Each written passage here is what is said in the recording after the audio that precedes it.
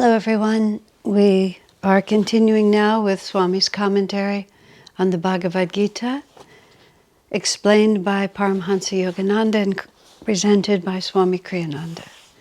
So let us begin with the prayer. Heavenly Father, Divine Mother, Friend, Beloved God, Jesus Christ, Babaji Krishna, Lahiri Mahashaya, Swami Sri Yukteswar, Beloved Master Paramhansa Yogananda, Saints of all religions, dearest friend Swami Kriyananda, humbly we bow to you all. Be with us. Come into our hearts, enlighten our minds, fill our spirits with your expanding joy. Every moment, Lord, guide us, that our consciousness remain in the vibration of your presence. We are your children. We are little children. We need your guiding presence, your loving, patient, guiding presence. Gather us in, bring us home to thee. Om. Peace. Amen.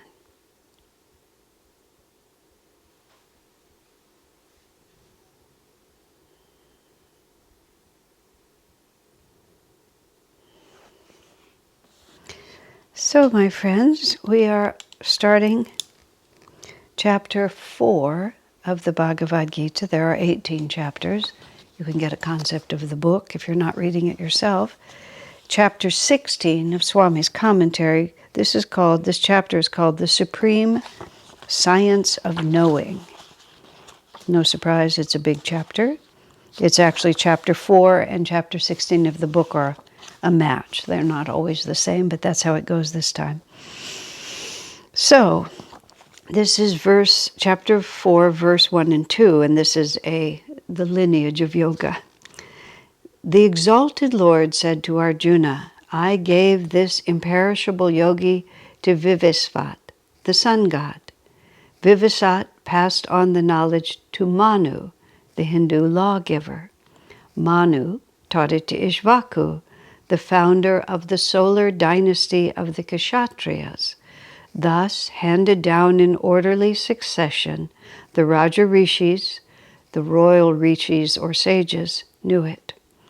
With the long passage of time, however, O scorcher of foes, Arjuna, this knowledge of yoga has become greatly diminished on earth.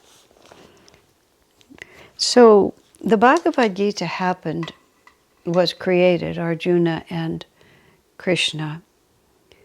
The Bhagavad Gita, their incarnation, and the Gita happened at the transition point between Dwapara Yuga and Kali Yuga. And we are essentially at the same transition point between Kali Yuga and Dwapara Yuga. But when the Gita came, it was the descending cycle.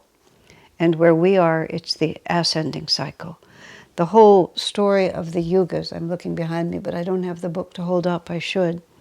There is a book called The Yugas, Y-U-G-A-S, for those of you who don't know the word. Yugas is the Indian word for long cycles of time on the planet. And it's a tradition that's described in Autobiography of a Yogi, of this 24,000-year cycle in which for 12,000 years man's consciousness gradually becomes more and more dense.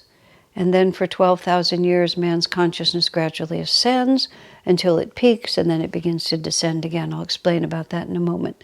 We just finish about this book. Two members of Ananda, David Steinmetz and Joseph Selby, wrote a book which is called The Yugas, which is an exceedingly interesting book. And in the context here, I'll talk about this, because this is what Swami is describing here. The Yugas are... and if also elsewhere on my YouTube channel, if that's where you're watching this, Personal and Planetary Evolution. There's some classes with that title, which also talk about the yugas. I'm going to just summarize it so we can have a conversation here, although many of you may already know. The basic concept of the yugas, it's a physical phenomenon. It's related to the solar system and the placement of planets in the solar system, but it's not astrology, it's astronomy.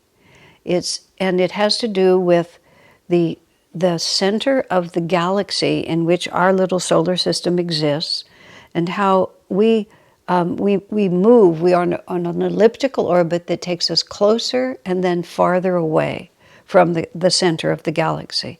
I'm explaining this as best I can. I remember in the early 70s when I first heard about the yugas, and I don't have a very good mind for visualizing physical relationships.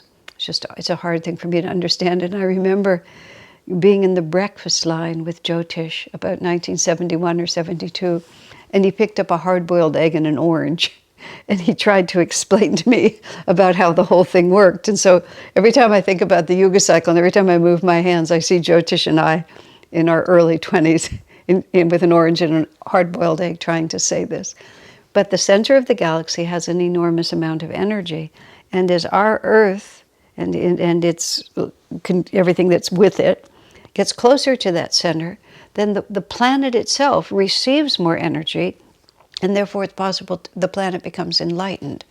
I mean, the planet is capable of supporting mass consciousness at a higher level. And I'll explain that again in a moment too. And then as it peaks, it gets its closest point to the center of the galaxy, it begins to move away, and then it reaches its farthest away point, and then the planet itself, the vibrations of the planet cannot support such enlightened consciousness. Then it hits the nadir and it starts up again. And the way the Indian system is described, there are 4 yugas. Kali Yuga is the materialistic age. The age of matter. Dwapara is the age of energy. Treta is the age of thought, and Satya is the age of consciousness.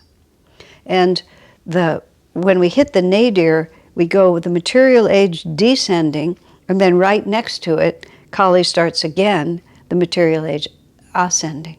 And the lower ages are shorter than the higher ages. The lower ages, like Kali is 1,200 years, Dwapara is 2,400, Treta is 3,600, and then Satya is 48. I hope that makes the right number, because I think that's what the numbers are. Now bear in mind, this is a physical phenomenon that determines the quality of the vibration of the planet, and therefore, as I was saying, what the mass consciousness can be. Now, the drama, though, of creation is about sentient beings. It's about jivas. It's about individual consciousness gradually expanding from limitation into infinity. The earth itself, although the earth is a living being with guiding deities and angels and devas, and it's an entity, it's part of creation in that way. And you can see nature is alive. There's this power and this force that's happening here. But Earth itself does not become self-realized. Earth is an environment where individual jivas can have the experiences they need, and then it's the jivas that become enlightened. So the earth itself is never perfected. It's the scenery, you might say. If you think of it, it's like the backdrop, and then individuals incarnate. And when Swami asked Master, do we keep reincarnating on earth? Master said, oh no, there's many, many, many planets that we can go to. And he said, if we kept reincarnating on the same planet, these were his words, we would learn too soon. We would figure it out too soon. Now, I mean, that's kind of an annoying thing to have, especially just hanging out there unexplained. But that's how Master put it. So when you think about this, Master described the entire material universe as like the little basket under the hot air balloon of the astral world. So when we physically die, the energetic self remains, the pattern in the chakras, the astral body, and we merge into this non-physical world, this world of energy. Earth is a heterogeneous planet at this time. in terms of consciousness. There's very high consciousness on this planet, and there's also very low consciousness because we're so early in the yuga cycle. In the astral world, we live in the vibrations that match our own. So people who are spiritually minded, who love the company of saints, we get to live in a very light universe. We come onto Earth where we have to mix with all kinds of vibrations. The astral world is more harmonious for people of light consciousness, and it's more hellish for people of dark consciousness. But we have a certain amount of astral karma that we play out, and insofar as we still have unresolved karma, lessons to learn that can only be learned in a material universe, then we have to don another material body and incarnate on a material universe. It doesn't have to be the same one we were on before. I suppose it could be. Some of the details of this are not known to me. I'm just giving you the basic theory. But from the astral universe, the jiva, in communication with its guru, with its guiding spirits, with its angels, or compelled by its karma, is drawn to that material universe, that planet in the material universe, which will provide it the experiences it needs to take the next possible steps on its journey from delusion to self-realization. Now, avatars, great God-realized masters, their consciousness is completely independent of what yuga the planet is on. And in fact, our consciousness individually is not defined by the planet. We have a need for certain kinds of lessons, and different yugas provide different kinds of lessons. And so if what we need is to be in a very elevated age like Satya Yuga, we incarnate on a planet that is in a high age. And if what we need is a Kali Yuga experience, we get to incarnate on a planet that's having a Kali Yuga experience. Our individual consciousness is not defined by what the planet is doing. Our individual consciousness, however, determines what planet we'll come to, because it will provide us the experience that we need. The yugas are a magnificent understanding for being able to cope with life, because it helps us to sort of see where we've been and where we're going. I mean, without the yugas, what we have is we have mankind as whatever he was when he was an ape, and then we just have him just kind of keep going up in this unbroken trajectory, and where we are is considered to be the apex of civilization, which I would find extremely depressing if that were really the truth. It's just a horrible idea that this is the apex. And the society around us, it all seems so just god-awful random and so dependent on human egoic action. And it's an unlivable reality. That's why I knew from my birth that even though that's what people thought, it could not possibly be true. And of course, it isn't. And once you have the yugas, you can also say, you can say where we are. This is what Autobiography of a Yogi tells us, which is why, among so many reasons, it's such an incredibly important book for this time and place. Because in the nadir of Kali Yuga was 500 AD. Kali Yuga started ascending, down moving Kali met upward moving Kali at 500, and in the Yugas book they talk about how the barbarians just swept through and burned up all of civilization pretty much. And then we began to come up again. And in 1700 we shifted into from Kali into Dwapara, but there's always a period of transition. And in 1900 proper is when Dwapara began. If you think about what has happened since 1900, people drove in buggies with horses and left on spaceships, going up to the moon. I mean, in a period of 100 years. It's just a stunning shift because the yuga had shifted. But see, what's also happening in this time of the Yuga is there's a tremendous conflict between the upward moving energy and the downward moving energy.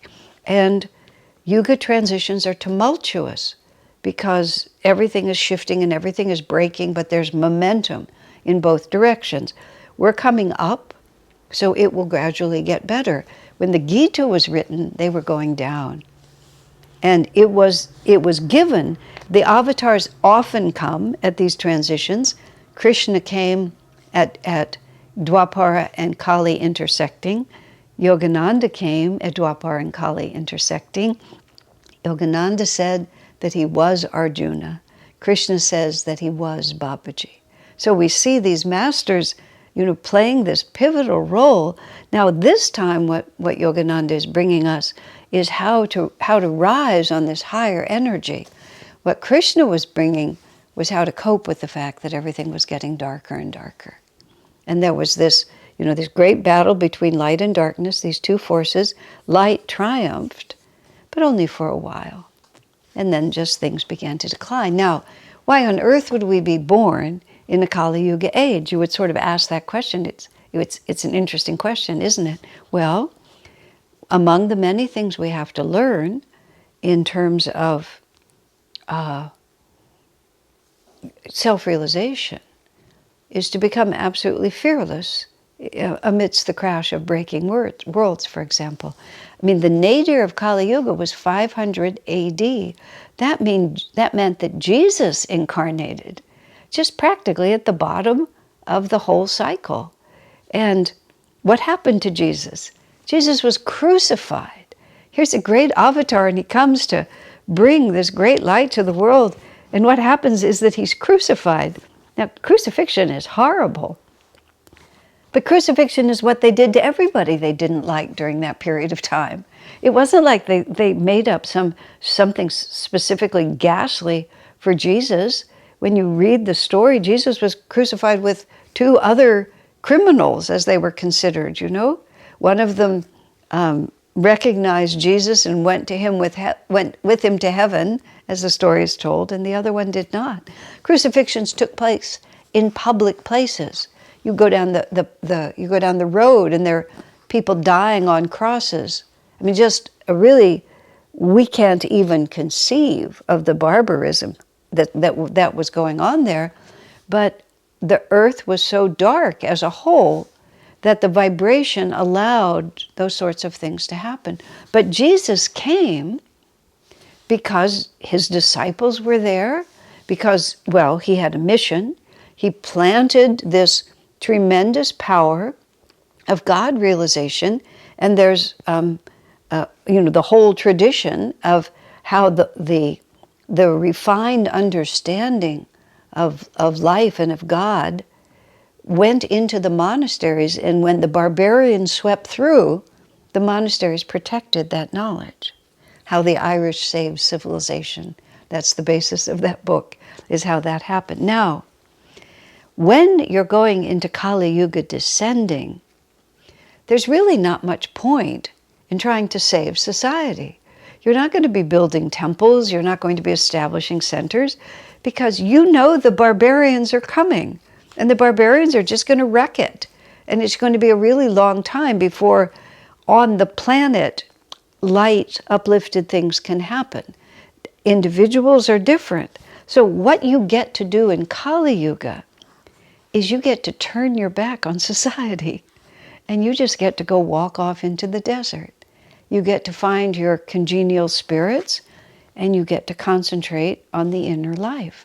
It doesn't mean that you don't help people, but you can't go out into society as a whole. And truthfully, being born in Dwapara Yuga rising, we're going into a higher age, and Master came here to establish this teaching of self-realization, which is going to be, as he described it, the spiritual path of the future. And he doesn't mean I, Paramhansa Yogananda's name, and my church of self-realization will be the church. That's a totally Kali Yuga idea. That's what the Catholics did. They became, we are the truth, because in the material age, Everything has to be clearly defined and separated. In an age of energy, it's the inner energy and the consciousness that matters. So self-realization itself is what is the social pattern, the religious pattern of the future. And what do you see happening in Dwapara Yuga right now? What you see is a lack of what one of my Lutheran minister friend described as a notable lack of denominational loyalty. And in his career, which was before he came to Ananda, he could found a Lutheran church. He would find a community that needed a Lutheran church, and he could establish a Lutheran church, and he could be guaranteed that everybody who wanted to be a Lutheran would join it. They knew what they were getting. He knew what he was supposed to provide. And if you weren't a Lutheran and you were a Presbyterian or you were a Methodist, nowadays, people are not looking to institutions at all, but if they do look, they look for inspiration. They look for the energy. That's what people do these days. They go from church to church until they find the one that inspires them. They don't say, where's the Methodist church and how can I join? Because that's the age of form. So because we're here meaning I am incarnated at this time. Master was born in 1893. The Yuga shifted in 1700. 1900 was when the Yuga really began, Dwapara. He was born in 1893, 7 years old when Dwapara began.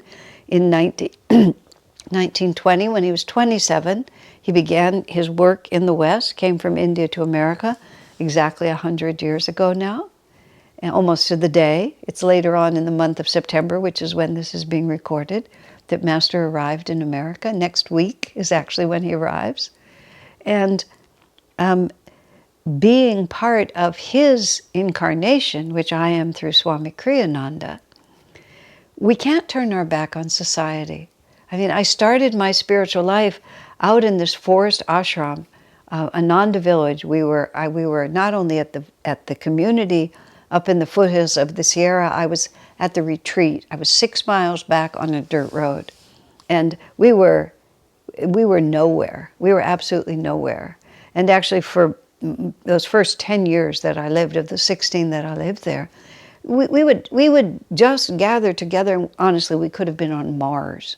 There was just no connection. We didn't have electricity. We certainly didn't have television. Very few people had radios, internet, telephones, none of that. We didn't have phones. We were just out there. And we would have these gatherings in the dome temple with gas lights, sitting there with Swamiji, and it was so fantastically, completely outside of anything, of civilization itself. We were in the timeless zone. Many, many, many experiences, absolutely in the timeless zone. And sitting in his dome sometimes when it was snowing, were we in the Himalayas? Were we early Christians in the catacombs? In the summertime, were we with St. Anthony of the Desert? Because we certainly weren't anywhere identifiable. It was wonderful, really wonderful. Then in 1987, Swami moved me to Silicon Valley, which is where I've lived ever since. And I remember just driving down the main street, El Camino, just thinking, oh my gosh, where am I now? I mean, prior to that, I traveled a great deal. And in fact, my work for the 5 years before I left was to travel around the cities of the West and share these teachings. I'm happy to do it because it's Dwapara Yuga rising, and this is what we signed up for. This is what we have to do. We have to just keep passing the word. But you can see how different needs would provide different things. And let's even talk about something else. We're going to be a disciple of Christ. And what do we get to do in those first few hundred centuries? Oh yes, we get to be fed to the lions. Yes, that's what you get to do in Kali Yuga descending when you come with an avatar, which is you get to be persecuted on a level that you can hardly imagine. Now, I don't think that is a lot of fun, but maybe it is, because maybe in the opportunity to die for your faith, you develop a kind of courage that serves us well for the rest of our cycle of incarnations. Can you imagine? Master also said, and he just stated this as a fact, those who are martyred without losing faith do not feel any pain when they die. It's a very interesting thought, isn't it? I mean, we just imagine that they're suffering a great deal. Here's an interesting point about the Christians being thrown to the lions. St. Anthony of the Desert, who was out for like 90 years, just out in uninhabited places, in underground caves, in underground abandoned tombs, somewhere in all of that, he was called back to civilization. He was needed, and he was around in some of these cities for a time. And when the Christians were being thrown to the lions, now bear in mind, this was entertainment. Talk about gross. And this was entertainment. People would come to see the Christians eaten by the lions. Or they would come to see gladiators fight off the lions and perhaps be eaten and perhaps not. I mean, it really gives you an idea of how barbaric the planet was at that time. We still play football. And in America, football is not soccer, but the kind of football where men smash into each other continually. And, you know, everybody seems to enjoy it. But there'll be a time when that kind of violence, prize fighting, that sort of thing. Now I know there's, you know, even all these martial arts, you know, where people are just fighting and smashing into each other all the time for entertainment. There will come a time when people will speak of it exactly the way I'm speaking about the Christians being thrown to the lions. Really? That was entertainment? People hurting each other, trying to hurt each other, smashing each other, fighting each other. People gathered and paid money to watch that. You know, you can see how things shift. But St. Anthony was called, and I guess because of his power, no one ever touched him. But he would visit those who were about to die in wherever they were being held in their prison cells. And he never rescued them, but he gave them the courage to face what they were being asked to face.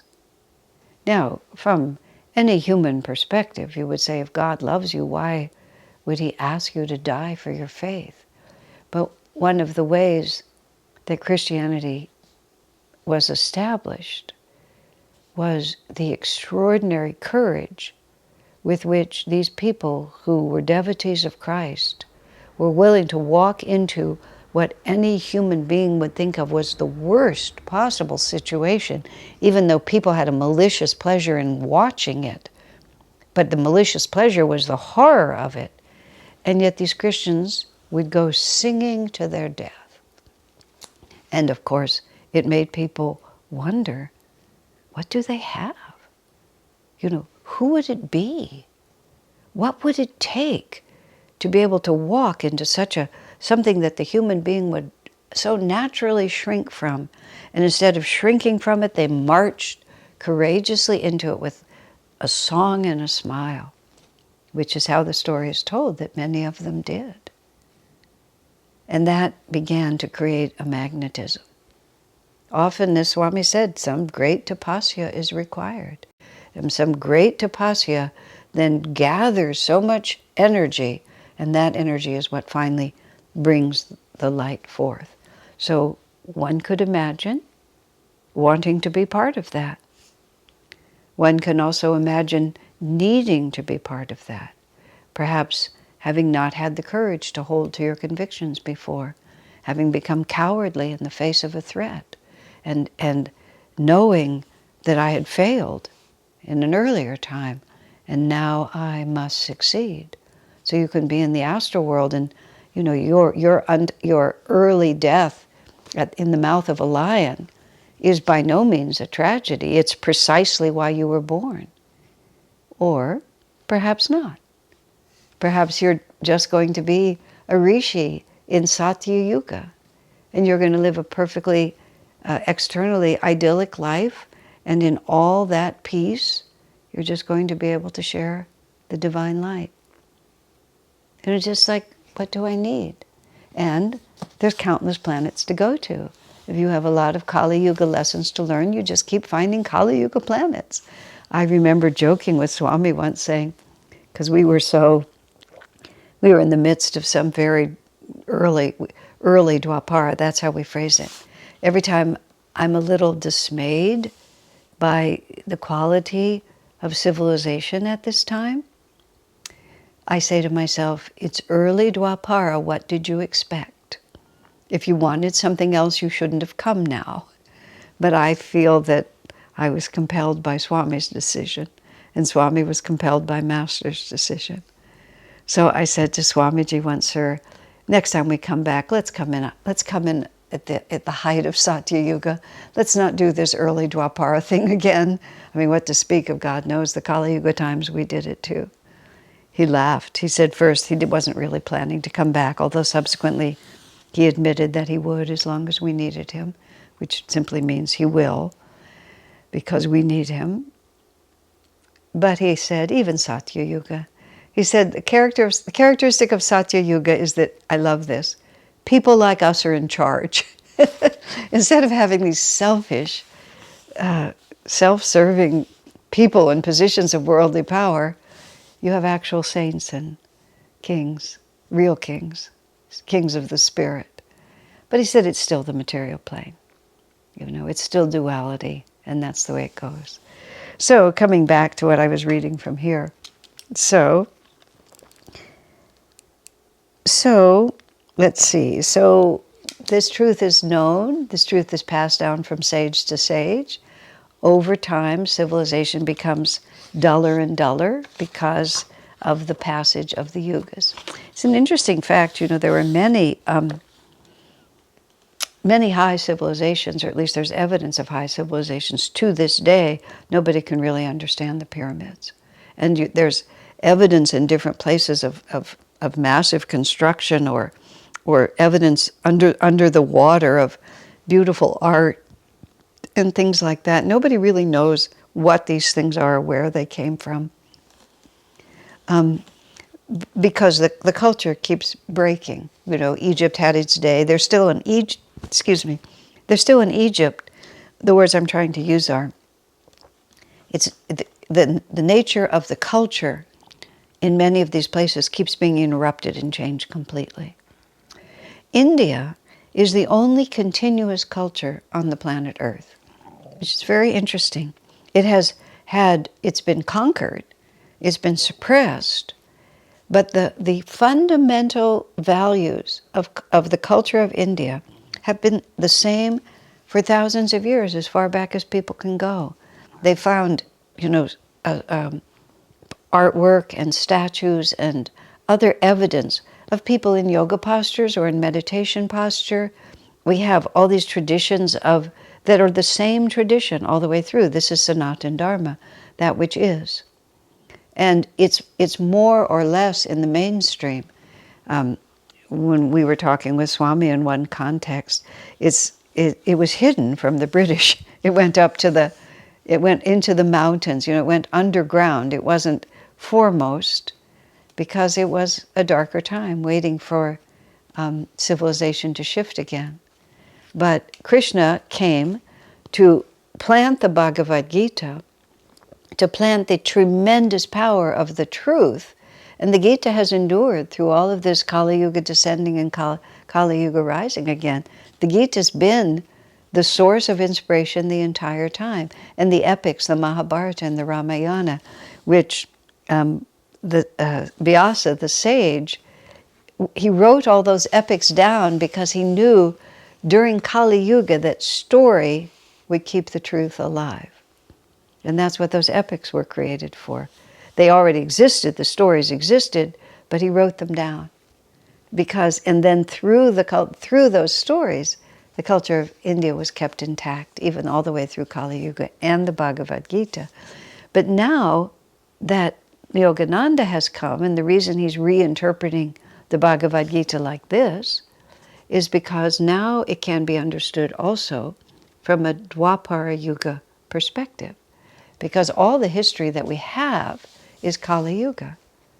Because everything was destroyed and man lost the capacity to hold the knowledge. That's how it works. Because whatever it was that the Egyptians knew when they put those pyramids up, I mean, Cecil B. DeMille says you have hundreds and hundreds of slaves with leather straps just pulling those stones up the hills. But now, because we're moving closer to the point, if you make an elliptical and you say this is when the pyramids were built, we're coming up the other side, we'll begin to understand. Swamiji wrote in The Time Tunnel that the pyramids were built through the power of sound, that sound waves were used.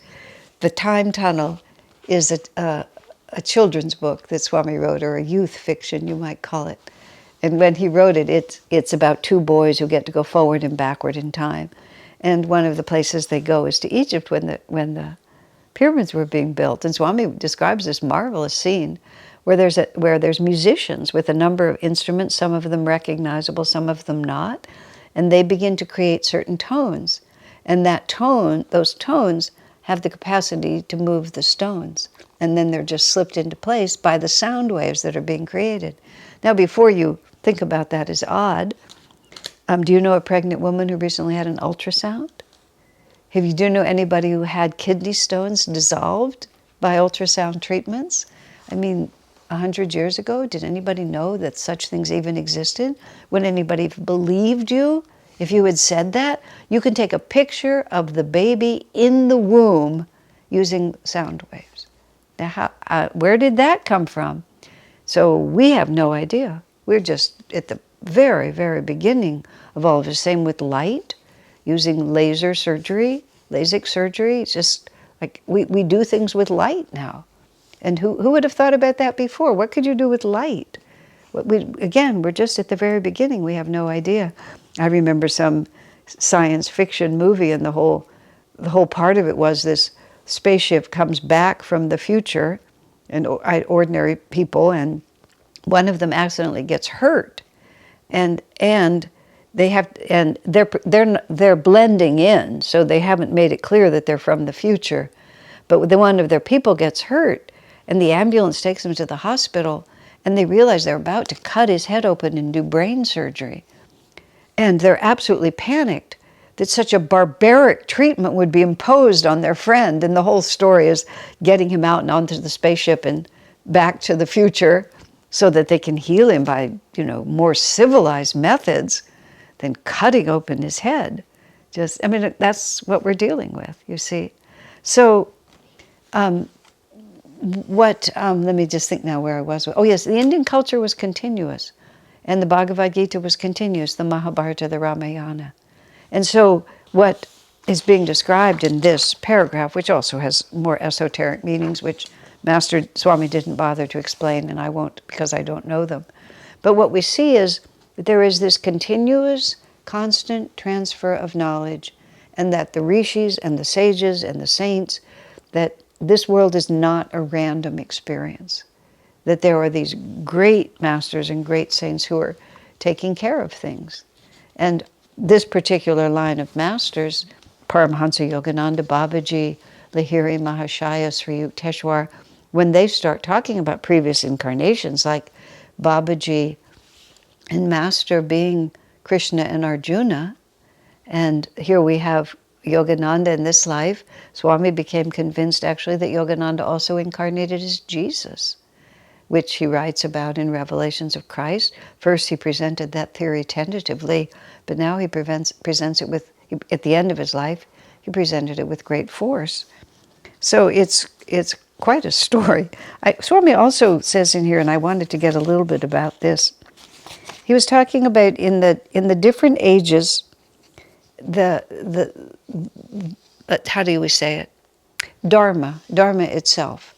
Dharma is right action, righteousness, that action which leads to expanded consciousness. And the characteristic of the ages as they get lower and lower is that Dharma gets confused. And in a high age, like Satya Yuga, it says, the way they put it is that Dharma stands on 4 legs, which is that Dharma is strong and unshakable, that civilization as a whole makes decisions according to righteousness. In Treta Yuga, Treta just means, Satya means truth, that's the highest age. Treta is the 3rd age, that's all it means. And Treta Yuga Dharma stands on 3 legs. So it's not as high as Satya, but it's on 3 legs. In Dwapara Yuga, Satya Yuga stands on 2 legs. So it could be knocked over. And in Kali Yuga, Dharma stands on 1 leg. And so there isn't very much of it.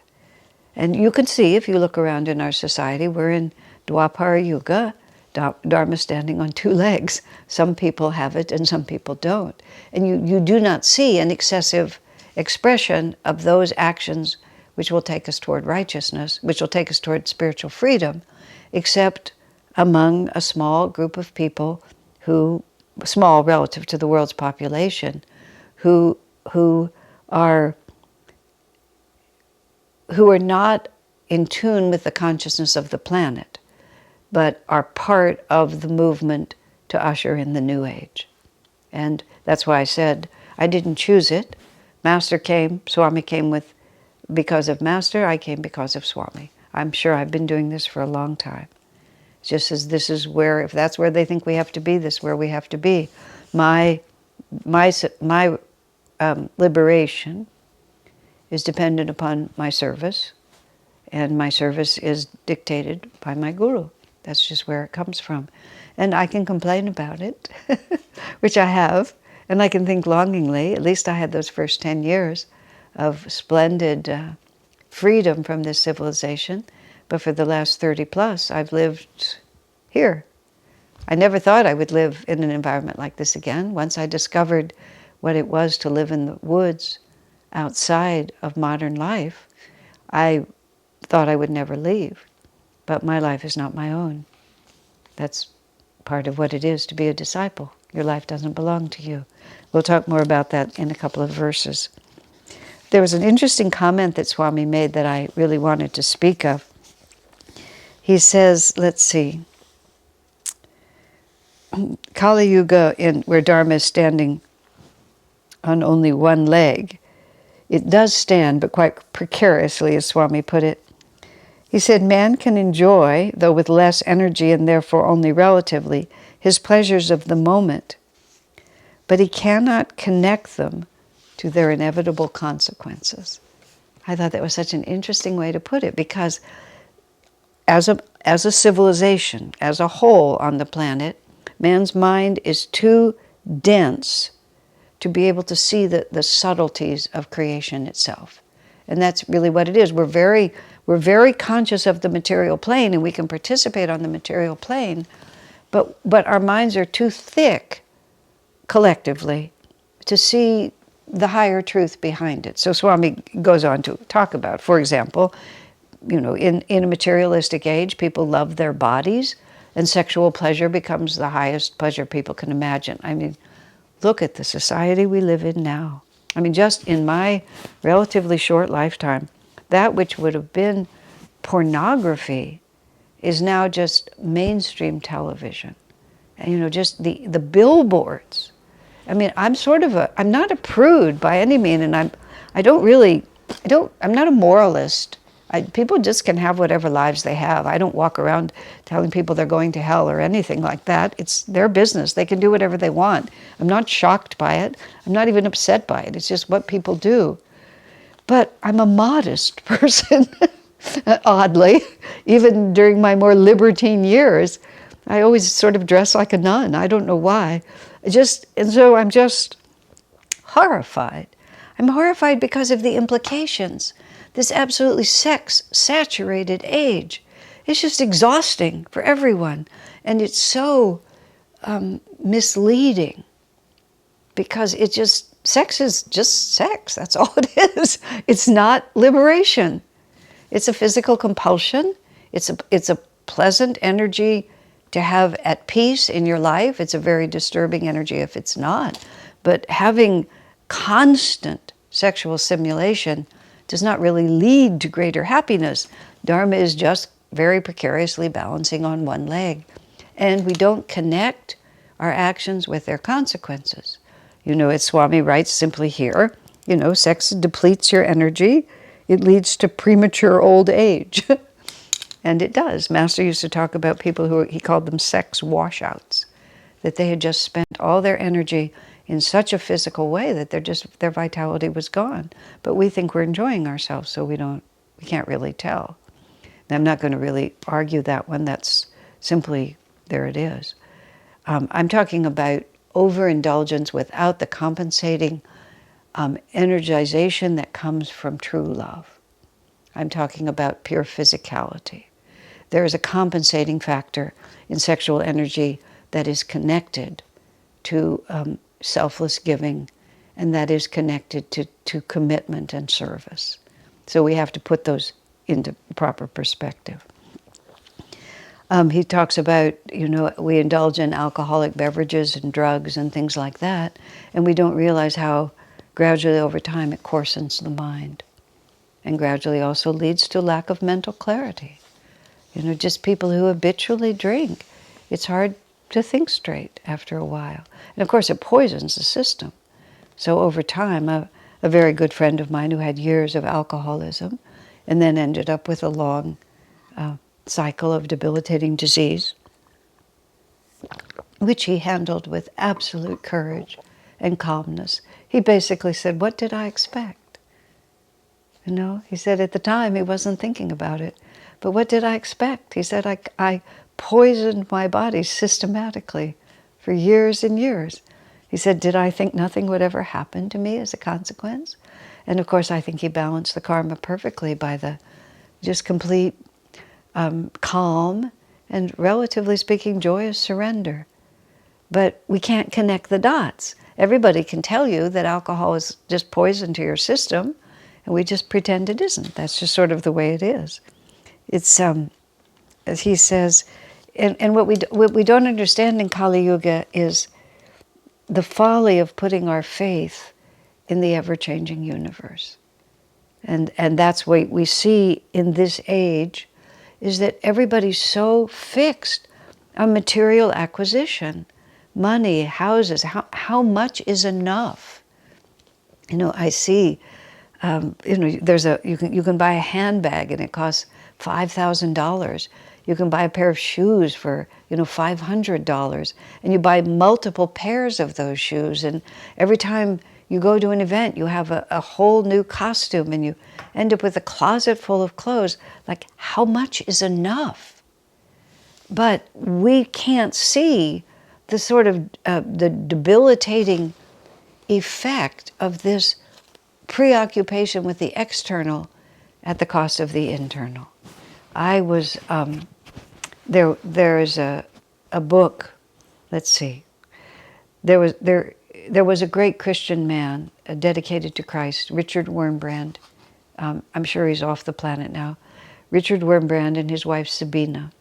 They were dedicated Christians under the communist regime in Romania, and they were profoundly persecuted by the communist regime, and in fact ended up in prison for long periods of time. There's an extraordinary story which I'll tell about them right now.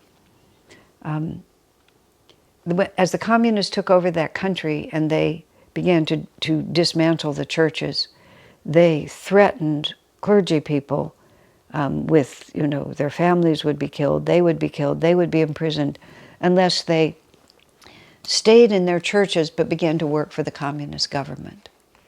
And so some clergy people were frightened into doing that. So there was a time, and this story is told in the book Pastor's Wife by Sabina Wurmbrand, where all the clergy people in the city, I believe, of Bucharest, were all drawn into this one church, and the communist leaders had the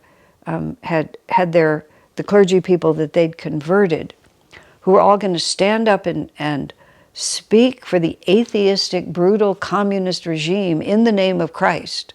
They were somehow going to show that Christ wanted them all now to be communists in this particular way.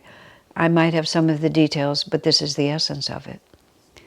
So all the clergy people are forced to be there and witness this. And they see their colleagues and even some of their friends betraying the true teachings of Christ out of fear, having been coerced into doing this. And they're horrified. And Sabina is horrified. And they have a 12-year-old son. And she turns to her husband, Richard, and says, someone must remove this stain of dishonor off the face of Christ. Meaning someone who loves God needs to stand up and declare that this is false, that this is not true, that there is a true teaching of Jesus and this is not it. So she turns to him and says, someone must, wipe the stain off the face of Jesus. She's just a woman and his wife and doesn't feel that she could do it, so she speaks to him. He says to her, if I stand up now in this party in front of these people, he said, you will no longer have a husband, meaning he will be arrested, conceivably killed.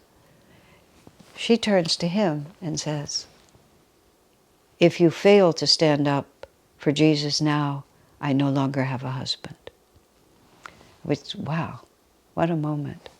You ask, why are people born into such situations? Think of the understanding she had of where true happiness comes from, what righteousness is, and why we are born.